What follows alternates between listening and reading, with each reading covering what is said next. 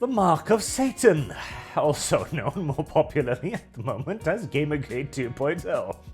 Which it kind of unironically is, isn't it? See, Gamergate, of course, was a mass populace uprising against what was at the time perceived to be one of the largest problems in gaming, the lack of ethics in video game journalism. Now, many years later, we can look back at that and marvel at our incredible naivete. Oh yes, lack of ethic amongst video games journalists, that's the problem. Whereas today, you'd be hard-pressed to find a gamer that considers video game journalists to be people, much less so merely ethically challenged. The problems turned out to be far more wide-reaching than that. But with Sweet Baby Inc. Detected having absolutely exploded from like a few thousand followers to 130,000 in a couple of weeks, this is absolutely another groundswell uprising against an identifiable threat to gaming. And I'm not going to get too much into Sweet Baby Inc. itself, because this is kind of the flavor of the month topic, right? A lot of people are weighing in on it, and a lot of people are weighing in on it without necessarily knowing what they're talking about, in large part due to the fact that there's become an enormous amount of popularity around it, and thus also disinformation. With, well, things like this. Posts by people claiming to be Sweet Baby Inc. employees, turning out to be, well, straight up false and fake accounts, and the moderators we are Sweet Baby Inc. Detected starting to close down troll threads because it's getting genuinely difficult to discern what is and isn't actual information here. This is an unavoidable consequence of any large-scale phenomenon like this in the modern-day entertainment and media ecosystem. You're going to have about 10,000 people weighing in on it, and most of them are going to be saying more or less the same thing. Which is why I want to focus more on the larger aspects of this, because I see the value of this not as necessarily a single consumer uprising movement against one company, because this company isn't the sum of all bad parts in video gaming. It isn't even an iota of it in reality, because we've known about companies like Sweet Baby Inc. for quite some time. In fact, this was revealed back during the days of Gamergate again. There is an entire enormous ecosystem of corporations, companies, advisory groups, charitable organizations, yada yada, that have grown up surrounding the DEI movement within video gaming, within movies, within entertainment, without literally anything. A lot of these are identitarian groups that have grown up to benefit one particular identity, hoping to get governmental grants or even just investment from enormous hedge funds. A lot of them are simply just opportunists that create consultant firms talking about how, oh, if you don't have diversity, equity, and inclusion, you will not be able to remain competitive in the modern day marketplace, etc., etc., etc.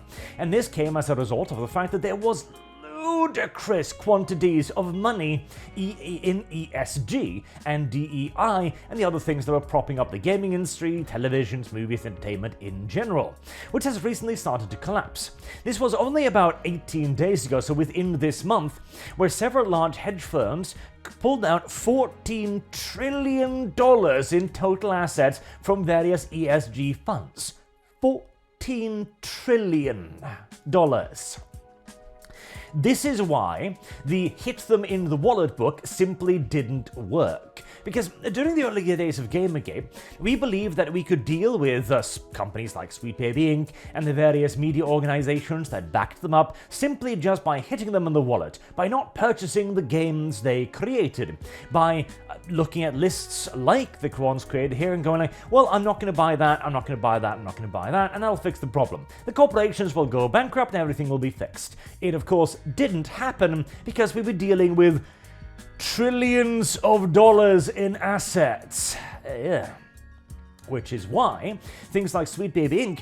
is not valuable in that they, or Detected, excuse me, is not valuable in that they point out a single company, no matter how woke that company is, and Sweet Baby Inc. is absolutely woke. For example, I think this is a very interesting part.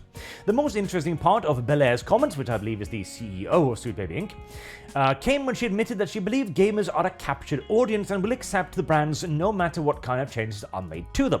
She said, I think that the majority of men, if you had Assassin's Creed starring a woman, they would play it anyway, aside from a couple of trolls on Twitter. The odds are they're going to go, oh, this is the brand that I like, I'm going to just play. And you know what?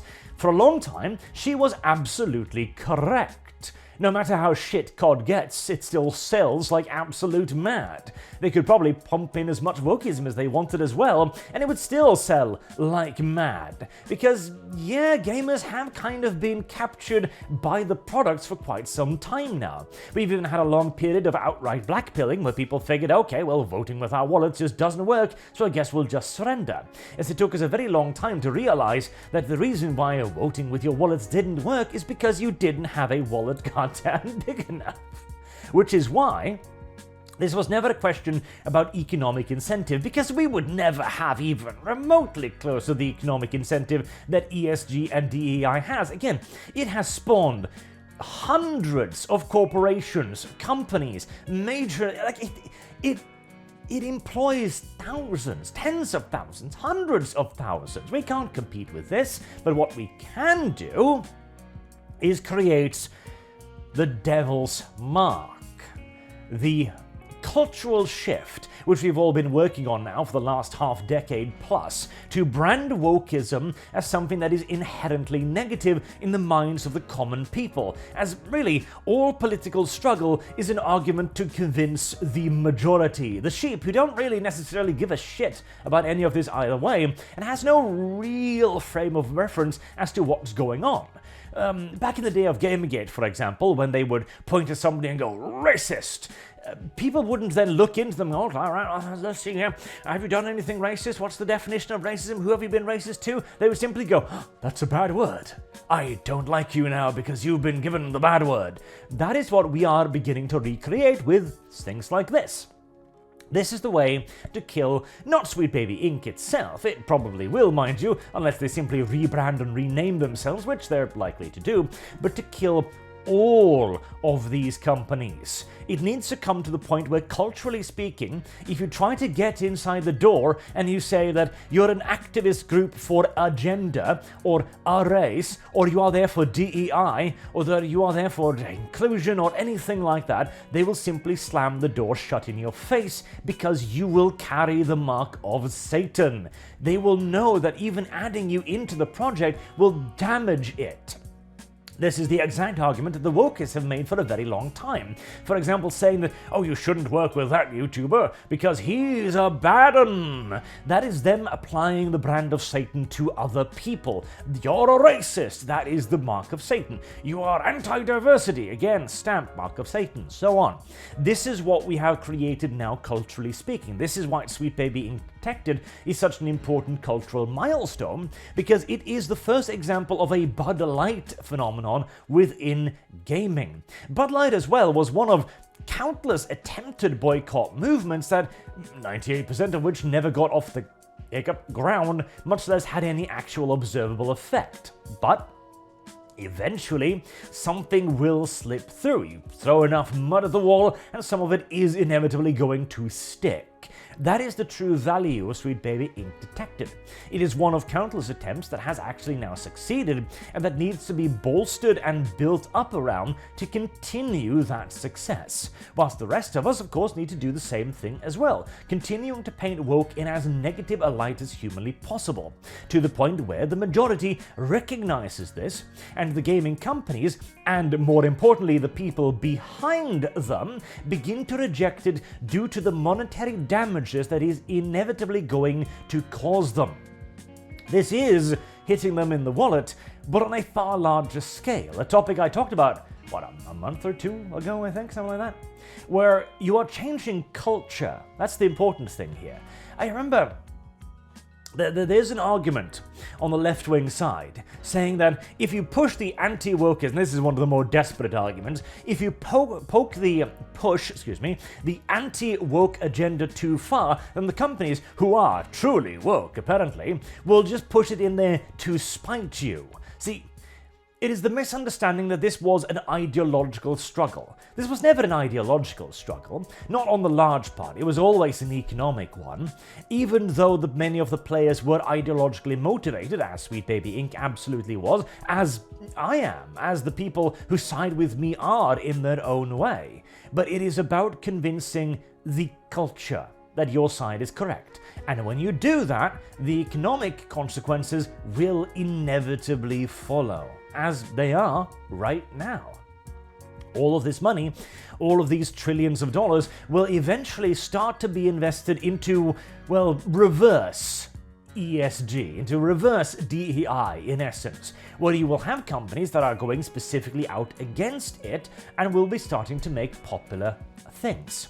It would not surprise me, unironically, if we start to get movements like these actually backed up by companies. It will not surprise me if within the next 5 to 10 years we're going to be seeing Coca-Cola sponsorships on the Lotus Eaters. Okay. Bit of an extremist example, but you get what I'm saying, right? As this is the inevitable ebb and flow of this kind of political debate.